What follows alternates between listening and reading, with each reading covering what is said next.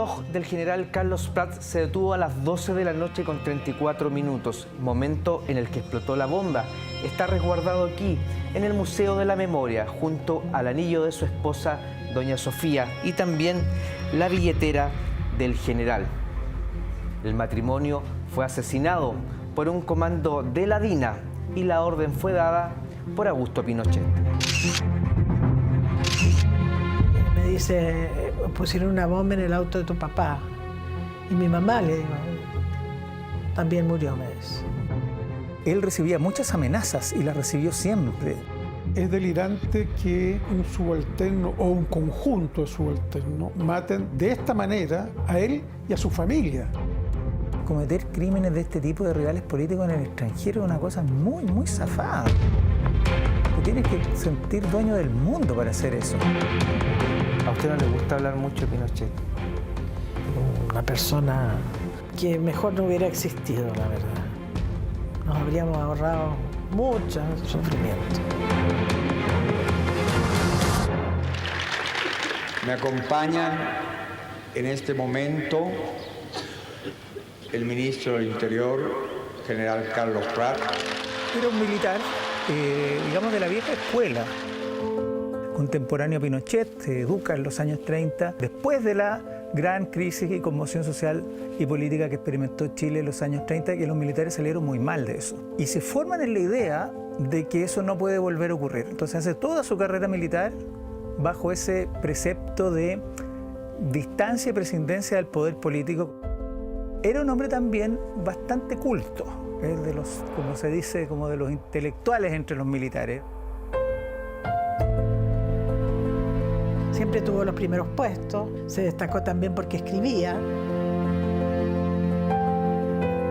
Bueno, le toca al final fue la mala suerte de ser el segundo del ejército cuando ocurre el asesinato del general René Schneider. Conmoción en Chile por criminal atentado contra el comandante en jefe del ejército. El general Schneider fue emboscado y baleado. Bueno, una de mis hijas dice, nuestra vida sería distinta si no hubiera asesinado al general Schneider. La lógica era que en ese momento, después de las elecciones, el general Schneider y mi padre pasaban a retiro. Es un vejamen para el ejército, es un hecho político, evidentemente. Esto forma parte de un plan sedicioso.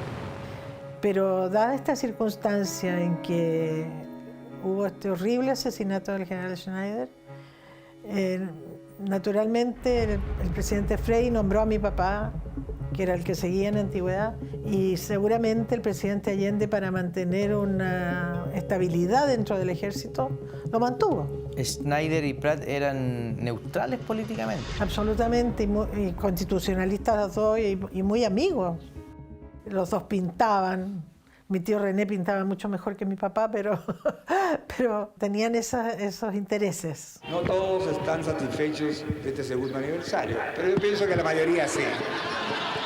Y él asume un gabinete de una especie de salvación nacional a partir del paro de octubre de 1972, en que el presidente Allende, para darle garantías a la derecha de que en la Unidad Popular, sin estresar el sistema, se puede solucionar el conflicto que había del paro de camioneros, llama a los famosos ministros militares. Resolví organizar un gabinete en que estuvieran representadas las Fuerzas Armadas como instituciones. El ministro del Interior, general Carlos Prats, advirtió a la oposición que el gobierno no permitirá otro paro similar al de octubre, porque eso significaría una guerra civil.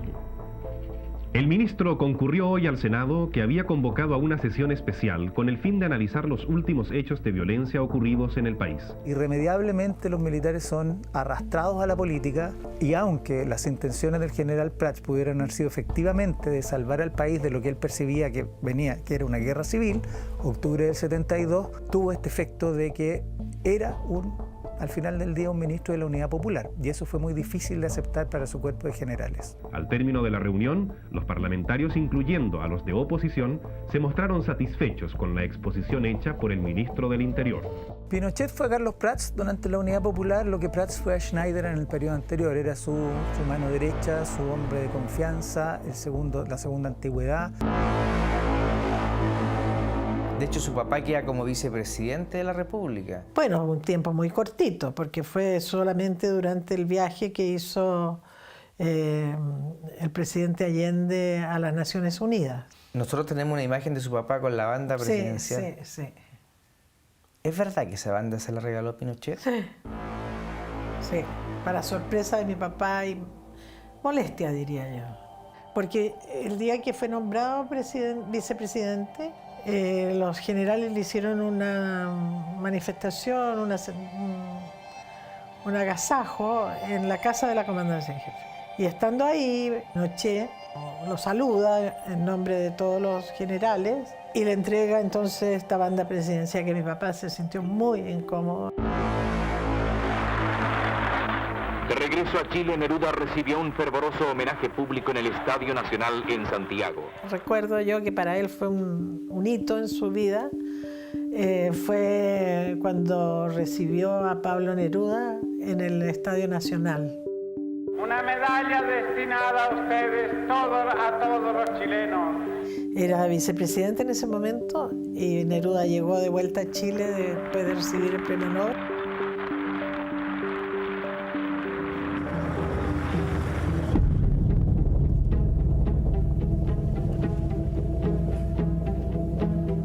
Pinochet incluso ayuda a sofocar el tanquetazo, ¿no?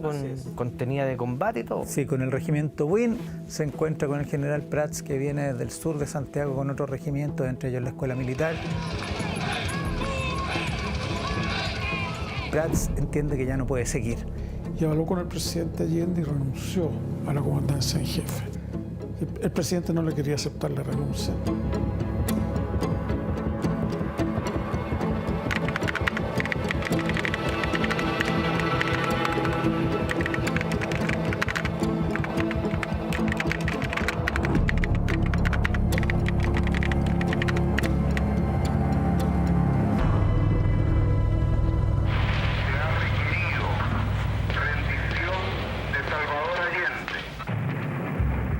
Fuerzas Armadas y de Orden han actuado en el día de hoy solo bajo la inspiración patriótica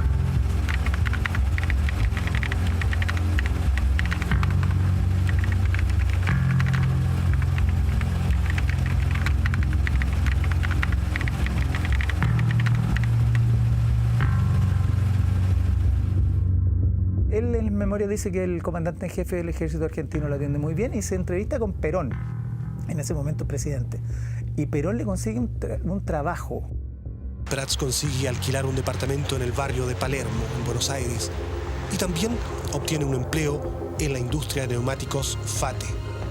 Su esposa instala una pequeña boutique. En la tarde, los Prats se encuentran con el matrimonio Huidobro. Juntos van al cine y luego cenan en el departamento del ex embajador.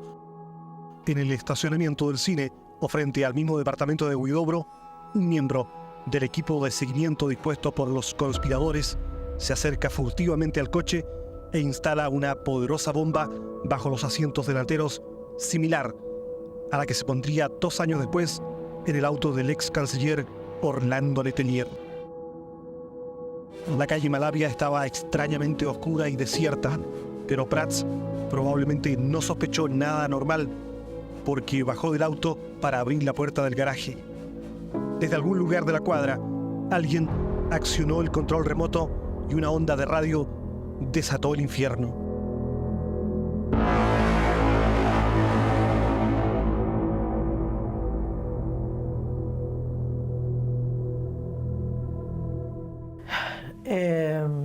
Bueno, primero que nada, el llamado telefónico de Miguel Frías, que era el marido de Isabel Allende. Me dice, pusieron una bomba en el auto de tu papá. Y mi mamá, le digo, también murió, me dice.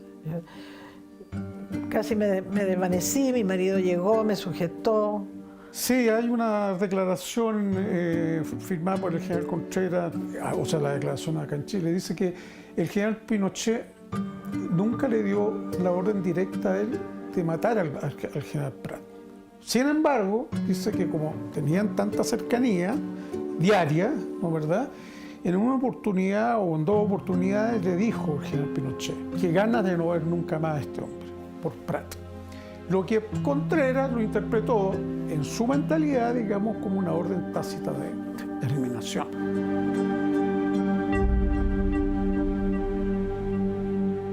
Una pareja muy unida, muy afiatada, que tenían como objetivo cuidarnos. Mi papá estuvo 2 años en Iquique, donde la conoció, y después se fue a Linares durante todo un año en que no se vieron y solo mantuvieron su relación por correspondencia. No había otros medios en esa época.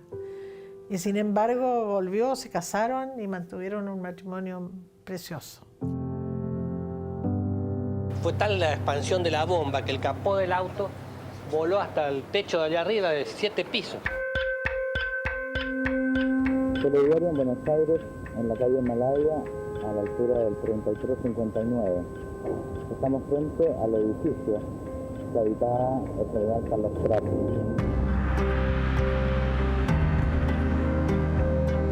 Porque si el Mercurio, por ejemplo, publicó ese día la foto de mi padre yaciendo en la vereda de Malavia, un diario que jamás, antes ni después, ha publicado algo así, me da que pensar que era para amedrentar. Lo que ahora pienso, cómo fuimos capaces de mantener la entereza para hacer lo que había que hacer. Viajar, llegar a Buenos Aires, ir a reconocer sus cuerpos, bueno, y preparar después la vuelta a Chile. Nosotros estuvimos muy mal durante mucho tiempo. Solo como 1 año y medio, 2 años después, las repuestas, digamos, de la depresión en que estuvimos. Y ya nos atrevimos a viajar a Buenos Aires a ver qué estaba pasando con el proceso. ¿Por qué era tan peligroso para Pinochet el general Prat? Porque tenía un gran prestigio interno. Entonces se pensaba que podía transformarse él un factor de división interno que perjudicara el accionar del general Pinochet. ¿Quién o quiénes mataron al general Prats? Y bueno, fue obra de una conspiración. El autor material de la muerte fue un ciudadano americano. ¿Sabía usted que había intención por parte de la DINA de eliminar a quien fuera el comandante en jefe del ejército chileno? Habían varios grupos encomendados por coronel Contreras para asesinar a general Prats. Así como usted ha dicho la verdad respecto del caso Letelier, ¿por qué no podía decir la verdad respecto al caso Prats? Si usted se declara inocente en este caso. Tema cerrado. Era conocido como el agente Wilson o Enyart. El programa de protección al testigo le obliga a colaborar. Es por eso que confesó haber ejecutado el crimen de Prats, cosa que había negado anteriormente. Este personaje, Arancibia Clavel, ¿quién es? Es un agente de la DINA. Yo te diría que de las catacumbas de la DINA es uno de estos tipos que efectivamente está dispuesto a todo. Enrique Arancibia Clavel, ex agente de la DINA en Argentina, fue condenado a cadena perpetua por su participación en los hechos. Fue en este lugar donde el 30 de septiembre de 1974 una bomba cegó las vidas del general Prats y de su esposa. Han pasado 26 años y la justicia argentina recién ha condenado a uno de los implicados, pero seguirá trabajando hasta sentenciar a todos los responsables, especialmente a quienes dieron la orden de cometer el atentado.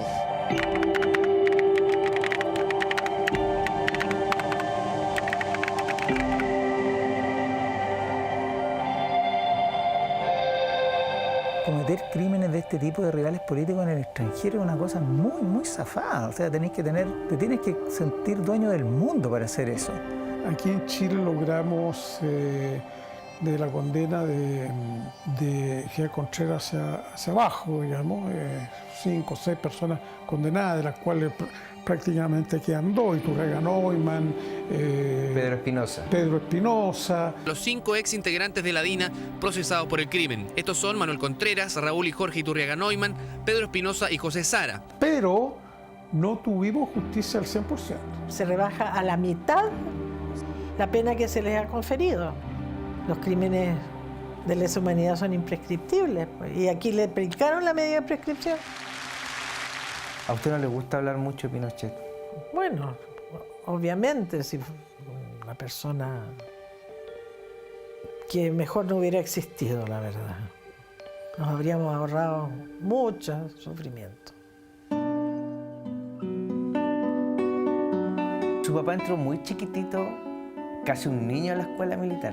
Bueno, 14 o 15 años. Y parece que le avisó a su mamá por telegrama que había quedado.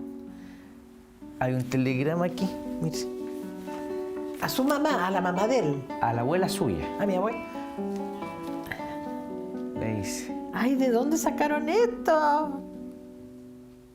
Mire, yo no lo había visto esto nunca. Él la avisa y le dice, definitivamente quedé. Sí. Me enorgullece es ver a nuestros hijos y nuestros nietos sin resentimiento.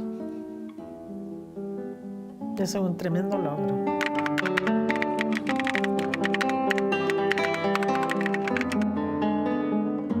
Los he tenido presentes todos los días durante estos 50 años, tanto para buscar justicia y verdad, como para sentir su protección y su consejo permanente.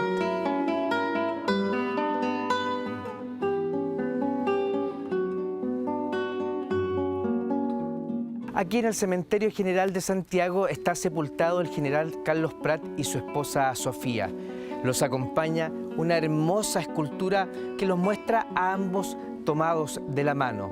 Enterrados aquí también están sus 3 yernos, Víctor, Jaime e Isidoro. Las hijas del general han quedado viudas, pero nunca han dejado de luchar por justicia. Y eso lo van a plasmar prontamente en un libro. A 50 años del asesinato de sus padres, Sofía, Angélica y Cecilia, con una dignidad admirable, han luchado por resguardar el legado del general Carlos Prat.